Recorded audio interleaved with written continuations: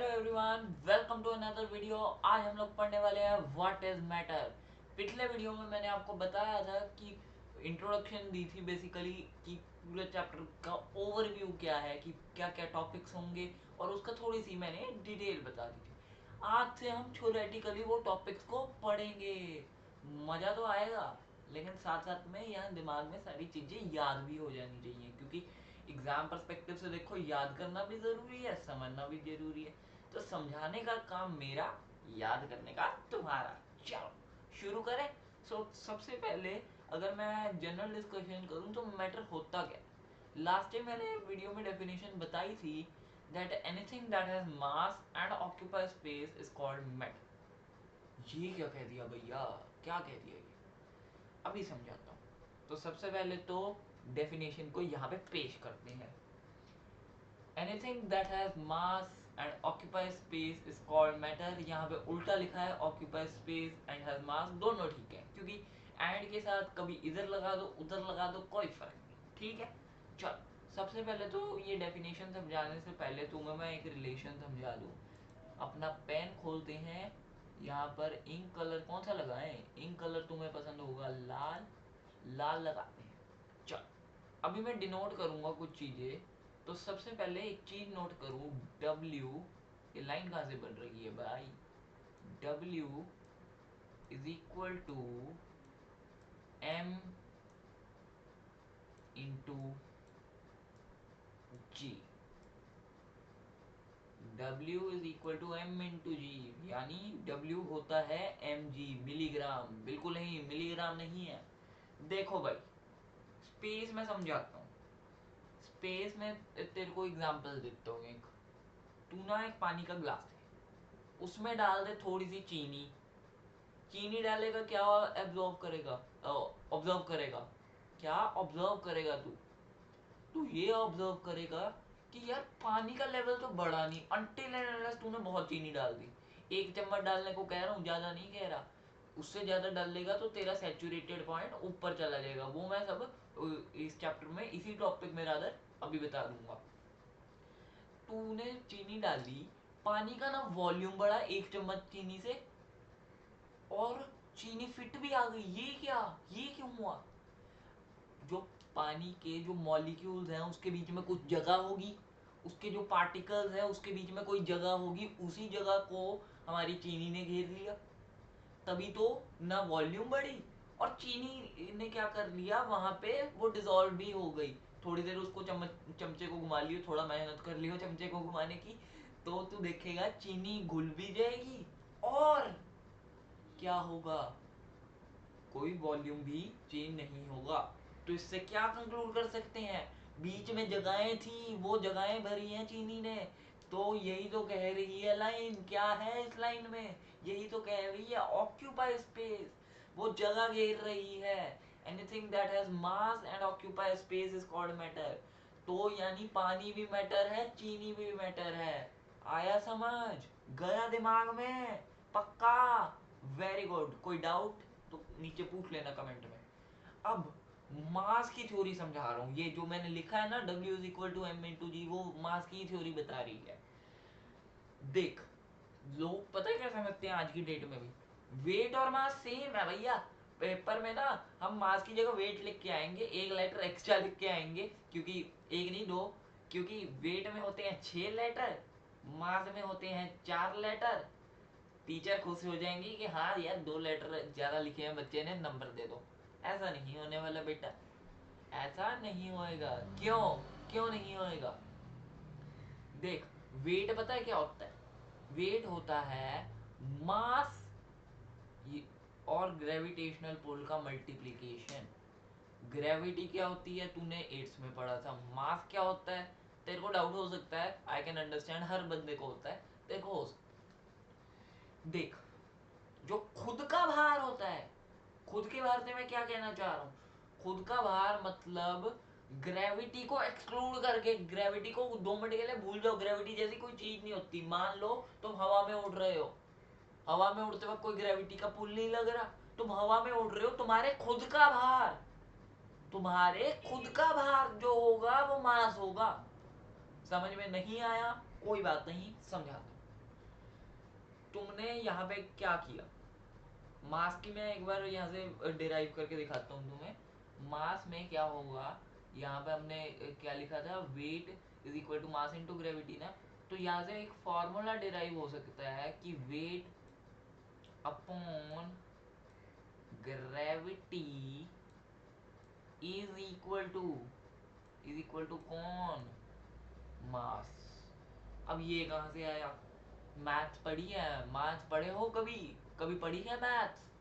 तो यहाँ पे वेट है, उधर मास इनटू ग्रेविटी है, ग्रेविटी जो है वो डिवाइड हो जाएगी, लीनियर इक्वेशन लग रही है, ध्यान है एट्स का चैप्टर था linear equation in one variable, वही लग रही है। यहाँ पे वेरिएबल अलग दिख रहे होंगे लेकिन मेथड तो वही है।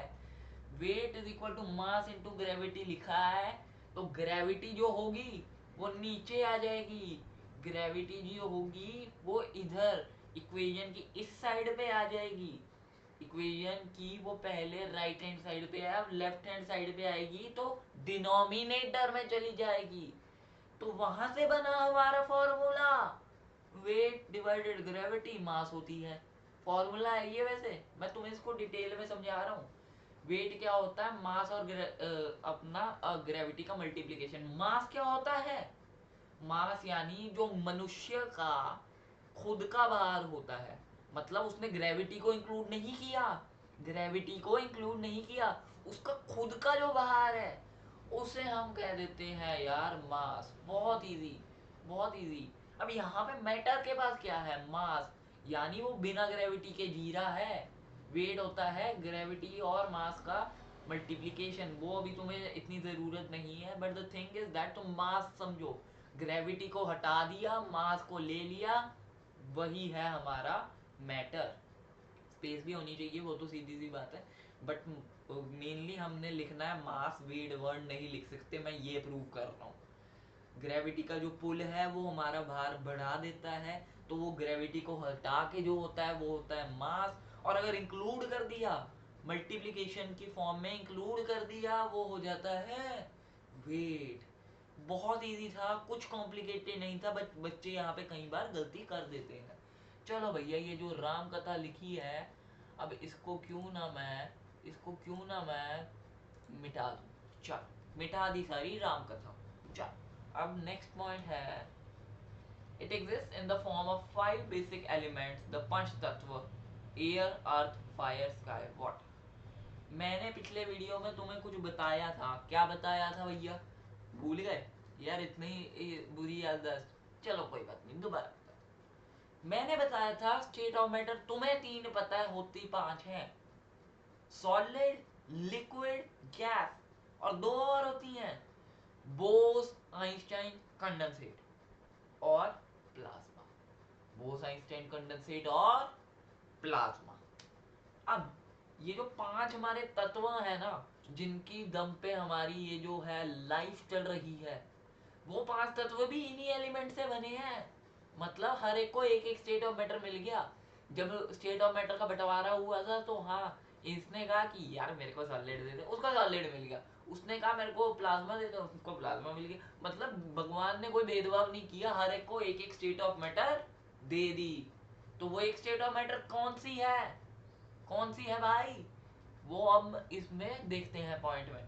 तो इसके 5 तत्व होते हैं, याद रखना, पता होगा वैसे तुम्हें, बट 5 तत्व होते हैं। उनमें से एयर, जो हवा चल रही है वो क्या है, गैस है, पता है तुम्हें। अर्थ क्या है, अर्थ बहुत सॉलिड है भैया, कोई ठोक दे उसको नहीं टूटेगी, उस सेंस में सॉलिड भी है, और स्टेट ऑफ मैटर की सेंस में भी सॉलिड है, हर सेंस में वो सॉलिड है। अर्थ सॉलिड क्यों है, क्योंकि उसकी जो लेयर है होती है बाहर की, वो क्रस्ट है, वो हार्ड होती है, वो सब चीजें जानने की जरूरत नहीं, मेनली याद रखो अर्थ होती है सॉलिड, उसकी जो बाहर की, वैसे बता ही देता हूँ, बाहर की जो क्रस्ट होती है ना वो बहुत हार्ड होती है, तो वो हार्डनेस वाली जो चीजें होती हैं तुम्हें पता है सॉलिड है, बहुत बढ़िया। अब फायर, फायर यानी अग्नि, बहुत ज्यादा गर्म है, जो बहुत ज्यादा गर्म वाली चीजें होती हैं उन्हें हम प्लाज्मा कहते हैं। जो तुम्हें नहीं पता था अभी तक, शायद होपफुली नहीं पता होगा, अगर नहीं पता था बहुत बढ़िया, अगर नहीं पता था सुन लो। प्लाज्मा मतलब जो बहुत ज्यादा ठंडी चीजें होती हैं, बहुत ज्यादा ठंडी चीजों को हम कहते हैं प्लाज्मा। सॉरी, थोड़ा सा उल्टा हो गया, sorry sorry sorry, very much sorry. बहुत सॉरी कह रहा हूँ, मेरा थोड़ा सा यहाँ पे उल्टी हो गई स्थिति। तो जो बहुत ज्यादा गर्म चीजें होती हैं, गरम गरम, फोकस करना मेरे वर्ड्स पे, बहुत ज्यादा गर्म चीजें होती हैं, गर्म वाली चीजों को कहते हैं प्लाज्मा। गर्म वाली चीजों को कहते हैं प्लाज्मा। गर्म चीजों को कहते हैं प्लाज्मा। सॉरी मैंने उसको ठंडा कह दिया, वंस अगेन यार, बीच में गलती होती है ना, मेरे को चुभता है थोड़ा सा। तो फायर क्या है? प्लाज्मा, क्योंकि बहुत ज्यादा गर्म है, गर्म वाली चीजें होती हैं, तुम्हें पता है प्लाज्मा प्लाज्मा प्लाज्मा, बार बार बोल लो प्लाज्मा, प्लाज्मा बोलना बार बार, ठीक है। चलो अब स्काई, स्काई बहुत ज्यादा ठंडा होता है भैया, बिल्कुल सही। तो बोस आइंस्टाइन कंडेंसेट क्या है? बोस आइंस्टाइन कंडेंसेट क्या है मेरे भाई? बोस आइंस्टाइन कंडेंसेट जो बहुत ज्यादा ठंडा होता है उसे हम बोस आइंस्टाइन कंडेंसेट कह देते हैं। ये क्या बात हुई भाई? अब इस, ये दोनों जिस भी स्कूल में स्टेट्स पढ़ाई जाती है ना, कम स्कूल्स में पढ़ाई जाती है, बट जिसमें भी पढ़ाई जाती है बच्चों को इन दोनों से डर लगता है। उसमें बोस आइंस्टाइन कंडेंसेट में पता नहीं क्या क्या आ जाता है, आयनाइज ये वो, पता नहीं क्या क्या लिखते हैं बच्चे रट्टा लगा के। तुमने समझा है, तुमने इस कंसेप्ट को समझा है, रट्टा नहीं लगाया, प्राउड फील करो, प्राउड फील करो कि तुमने रट्टा नहीं लगाया, समझा है, ठीक है। आया समझ, गया दिमाग में? चलो अब एयर हो गई हमारी गैस, अर्थ हो गई हमारी सॉलिड, फायर हो गई गरम वाली प्लाज्मा, स्काई हो गया ठंडे वाला बोस आइंस्टाइन कंडेंसेट, बहुत बढ़िया। वाटर जो हम जल ग्रहण करते हैं, जो हम पानी पीते हैं, वो किस में आती है भैया? अरे मूर्खो मूर्खो, शैतान बच्चों, कभी पढ़ लिया करो, इंस्टाग्राम रील्स ना स्क्रॉल करो। जो बहुत ज्यादा कह सकते हो, जिसके पार्टिकल थोड़ी थोड़ी दूरी पे होते हैं, उन्हें हम कहते हैं लिक्विड स्टेट। तो एक बार फिर से थोड़ा सा मैं यहाँ पे लिख भी देता हूँ तुम्हारे लिए। इन कलर हम रखेंगे अपना टिपिकल रेड रखा ही हुआ है। एयर क्या है? एयर है हमारी गैस, अर्थ है हमारी सॉलिड, फायर गरम बहुत ज्यादा होती है ये प्लाज्मा, प्लाज्मा हो गई फायर। अब जो बहुत ज्यादा होता है ठंडा, उसे कहते बोस आइंस्टाइन कंडेंसेट। ये पता नहीं मेरा माउस कहाँ जा रहा है भाई, अरे मेरा माउस ही नहीं दिख रहा, कहाँ गया? हाँ ये रहा, बी ई सी, बोस आइंस्टाइन कंडेंसेट। ये थोड़ा सा इधर को चला गया, मैनेज कर लेना। और वाटर होता है लिक्विड, सारी स्टेट समझ आई। गैस एयर, स्काई सॉलिड होता है अपना अर्थ, प्लाज्मा बहुत गर्म फायर, स्काई बहुत ठंडा हमारा बोस आइंस्टाइन कंडेंसेट। और पानी, पानी क्या है? पानी है हमारा लिक्विड। तो मैंने सारी स्टेट्स एक बार लिख दी, हैंडराइटिंग मेरी इतनी अच्छी नहीं आ रही, तुम मैनेज कर लेना इतना।